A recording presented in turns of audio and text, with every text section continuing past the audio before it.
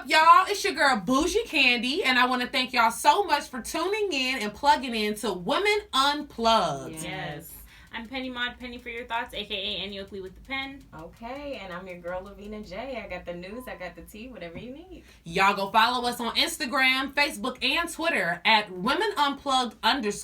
Now, let's welcome our first guest. Okay, she's an entrepreneur. Yeah. She's an entrepreneur who's been taking the wine business by storm here in Atlanta. Not only has she earned her Bachelor of Science at Indiana University of Pennsylvania, she also has a Master's in Education from the University of Georgia. Okay. Mm-hmm. The premium winemaking queen, the lovely Curvy Betty Wines. Yes, thank Oh. you. Thank you for having me today. Yes. Thank you so much So for excited to have coming. you. We're so Yeah. happy to have you. So, tell us about Curvy Betty Wines. Curvy Betty Wines are premium wines, handcrafted wines from me. And I work very hard and spend a lot of time on each of the wines that I do produce. I have a Cabernet Sauvignon, I have a Pinot Grigio, Valpolicella, and a coffee-flavored dessert wine. Yes. Okay, coffee. Fish through roux. Yes. Yes, and they're all very delicious. And again, I work very hard on each one of them to make sure that my customers are happy and that everyone enjoys the great flavor of Curvy Betty. So I know you're like a mom, so these are like your babies, right? Yes. But we all have favorites. I know we hate to admit we have favorites. So what is your favorite flavor? Because I'm gonna have to get one, girl. It sounds good.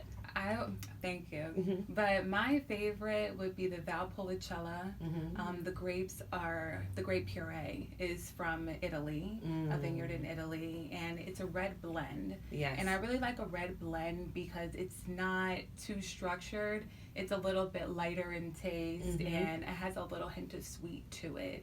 Now, typically, a Valpolicella is not a sweet wine, but I've added a little bit of sweetness for flavor Right. to, make it appealing to everybody. That's different. I like that. Yeah. How'd you come up with the name Curvy Betty?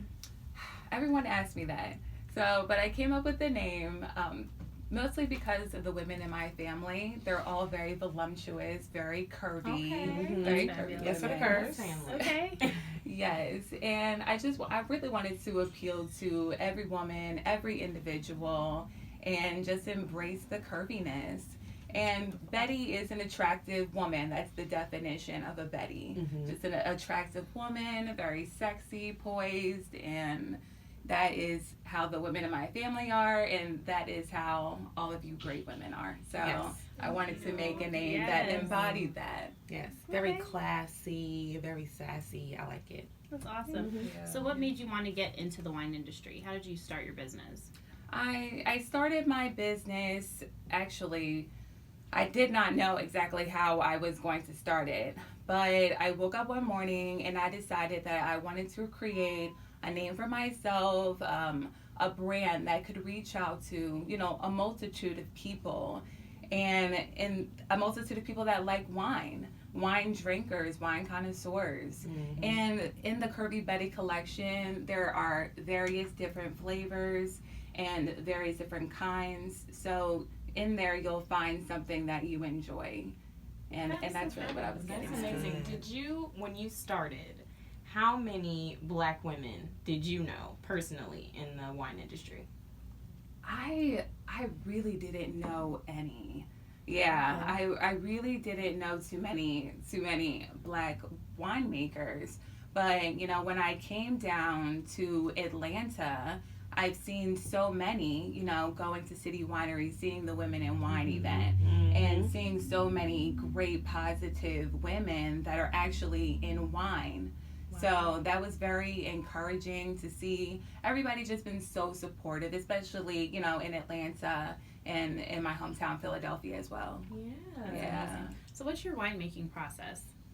So the winemaking process is a very complex process. So I personally make my wine from kits.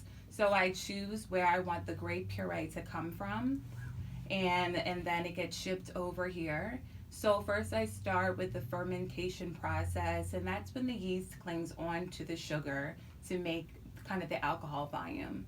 So then it sits for about 2 weeks, and then you go into the stabilizing process. After the stabilizing process, then is the degassing process, and then the clarifying process. That's with the bentonite and the potassium sulfate and all of that, just to kind of clear it up. And so after that, it's ready to bottle, and then I create my own labels and smack my label on there, and and it's ready for sale. Yes. So you're amazing. like super hands-on. Like everything is like you're literally doing it. I get the product, I put everything together, and then you label and package it. Yes, that's the process. And it's a very long process. Sometimes it could take 8 weeks, sometimes it could take 2 months, just depending on what it is, what type of wine it is, So I know you said that you came to Atlanta and that was your first time really being exposed, like a lot of us, to so many different people of color in the industry doing their thing, successful, soaring. So what is your end goal? Like, where do you see yourself taking this? I know this is just a start for you. So where do you see it going? Yes, I mean, as you said, this is just a start, and I'm still learning, every step of the way. But my end goal is to ultimately be on the shelves. I want my wine to be on the shelves, in Wine and Spirits, some of these, big wineries and things like that. And that would just be wonderful. I definitely just want to reach multiple people. I mean, I have people in Utah, reaching out to me like, do you deliver here? Wow. People in Texas, but it's very, very difficult. So when it's on the shelves, it'll be a little bit easier. It's amazing. Yeah. What's your favorite wine and why? My favorite wine, as I said, would be the Valpolicella. I also really like the coffee flavored dessert wine. I'm not too big on sweet wines, but mine is like the perfect balance. It's not too sweet, and it has that nice hint of coffee and nutmeg that is absolutely great. And a great aroma, too. So you mentioned the Women in Wine event. Yes. And then you also mentioned that, from your hometown, Philadelphia, coming down, you really didn't know, like, a lot of Black women in the wine industry. How do you feel now? Because I know a conversation that we have a lot is, like, finding a tribe and finding a community and making sure you have somebody that's going to help you get to the next level. Do you feel like you found that by doing the event, or did you see or witness the women being that way? Yes.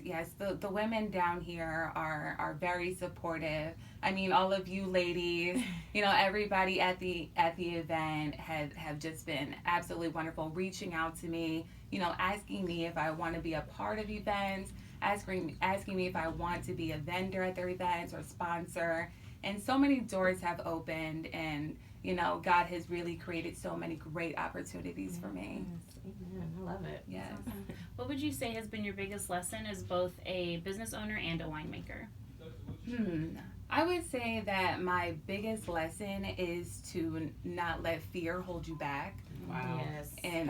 And stop you, because a lot of times we have this vision in our mind that we want something so great, and God places vision on our hearts that is so big, and we think, how can we get there? How can that happen? How can I achieve that? I don't have this. I don't have the resources. I don't know the people. But if you just take heed to what that vision is and go full force with it and step on the gas and just pursue your vision, you can do it. Right. So that's really Amen. important. Powerful stuff. Yes. If you had advice to give to those who would like to start a wine business, what would it be? For those who would want to start a wine business, I would say make good wines. Make good wines that people are going to drink.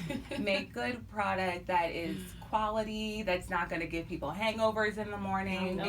Because people know cheap wines from quality wines. Yes, we do. I love my wine. I love my Merlot, so I'm gonna have to get your favorite wine because it's a red blend. And like you said, I love to taste the bitter, but have a little hint of sweet. Oh, you would love the Valpolicella. Yes, hon. Yes.